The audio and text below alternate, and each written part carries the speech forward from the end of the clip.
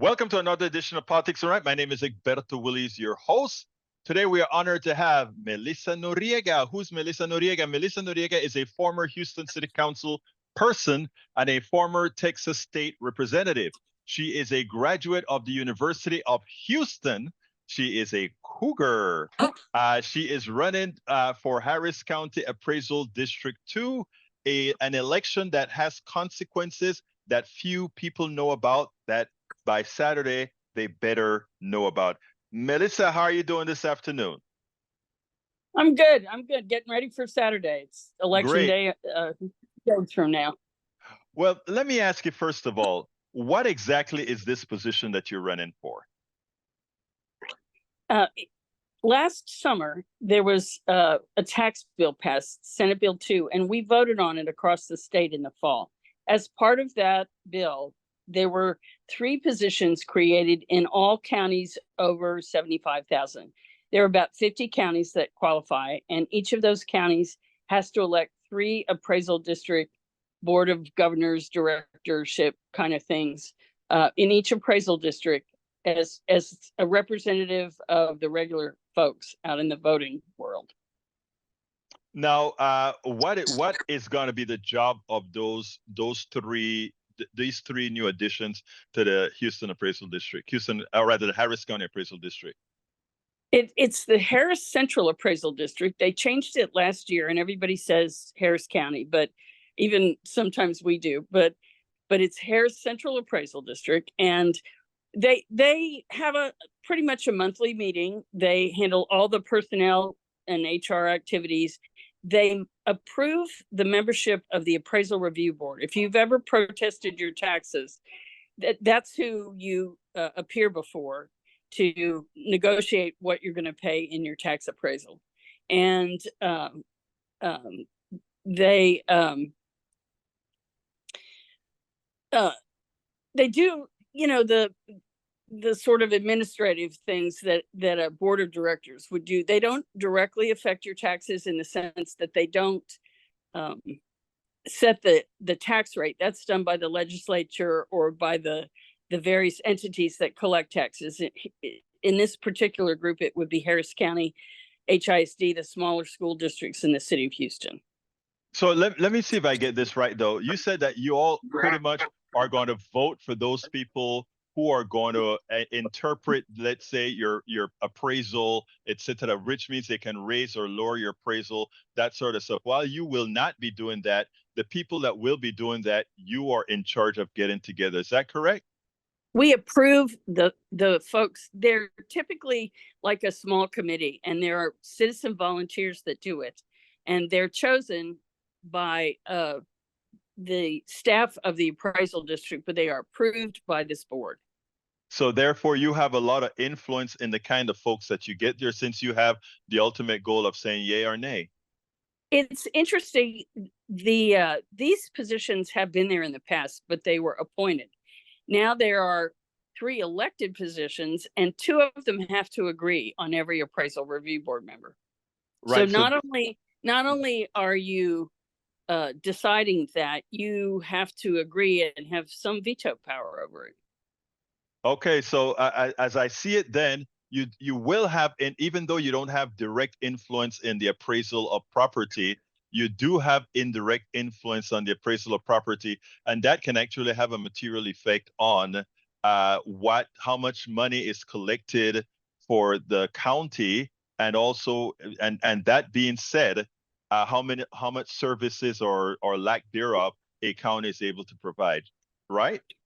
Right, and they are also responsible for the website. If you've ever looked up property values on HCAD, that whole process is supervised by this organization and then the board of directors. So I mean, as I see it, it's a very important position now. You've been a state rep, you've been a city council person.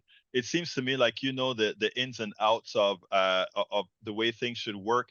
To give us a reason as to why people should vote for Melissa Noriega for this particular position. I think you have 2 other candidates that are running. There are actually several folks running in place too. I would tell you that they created these positions last summer. They wrote it into the bill and they made them happen. I think it's possible that there are a lot of things they could make happen with these positions. They don't have to do it today. They could do it next session or the session after that. They could change how we collect taxes or how transparent or not transparent it is. There are a lot of things about different communities and how their appraisals are handled. For example, there's a Brookings Institute article that came out that talked about Black families and how they're paying 13% more than their fair share of appraisal taxes, and their properties are undervalued 25%. That kind of thing you can look at. You can do studies. You can see if everybody is being handled the same way. Is it fair? Is it transparent? Is it appropriate? Are we giving everybody a fair shake?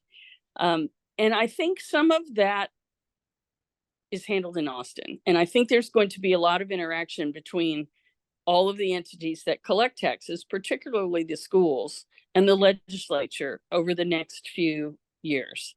And I think having somebody that understands that is an important thing. I want to point out that I have been in elected office. Before that, I worked for the school district. I was an educator at HISD for a long time. And so I've actually worked in the school district, in the city, in the state, and then this would be at the county level. And all of those things have to work together to make sure we have the resources for our kids, for ambulances, for roads, all of those things. There's been discussion at the state level about eliminating property taxes, and your first reaction might be, oh yes, and no one really likes paying taxes, but I'm going to tell you that would drive sales taxes up 25 to 25%, maybe even 40%. And it would affect folks that have less resources the most. So I think there is opportunity here for both good and bad, and having somebody that can pay attention at all those levels and understands how it works is important.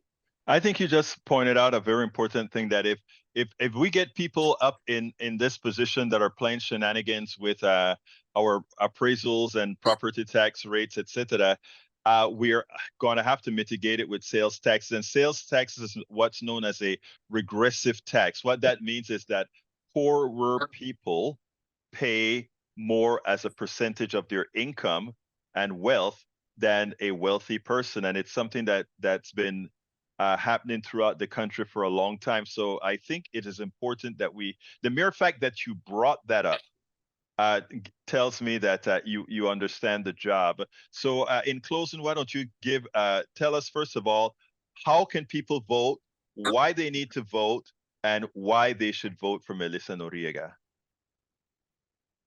The first thing, Saturday is it. That's it.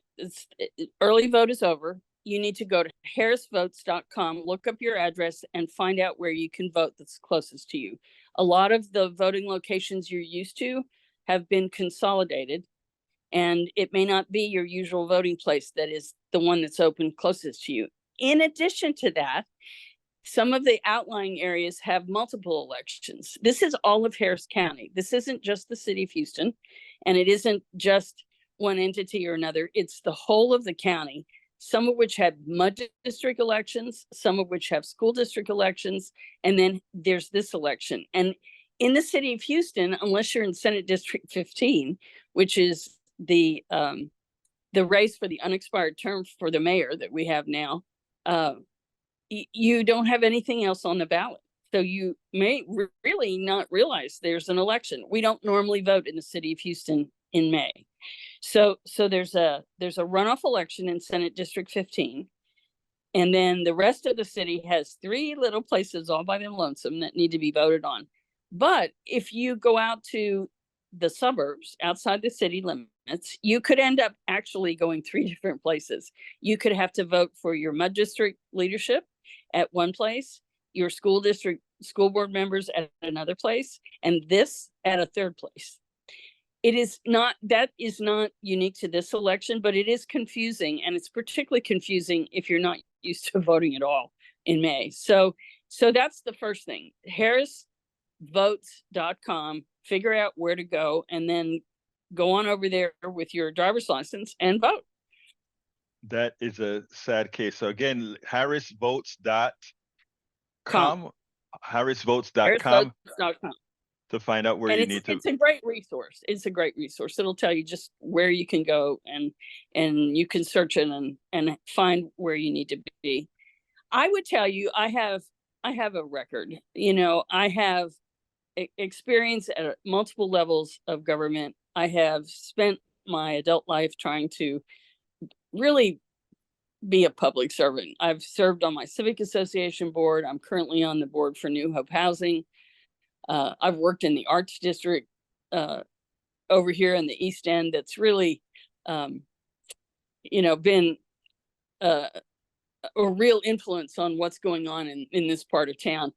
I will tell you, one of the things that I've observed over time as I worked in the neighborhood, both as a city council person, state rep, whatever, people would talk about gentrifying and they were uncomfortable about it and they were worried their taxes were going to go up, particularly seniors. And I realized at some point that a lot of folks don't realize that there are exemptions. There are exemptions for over 65, for disability.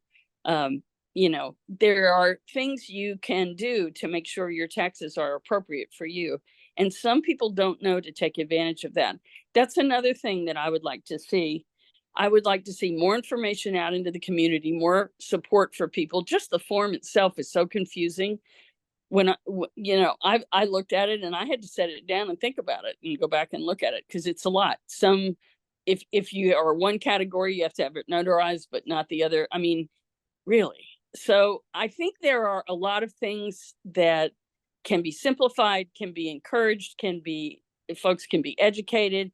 We can make sure the process is fair, transparent, accurate, appropriate, and trying to get things done in government, whatever level, whichever entity you are, is always a challenge.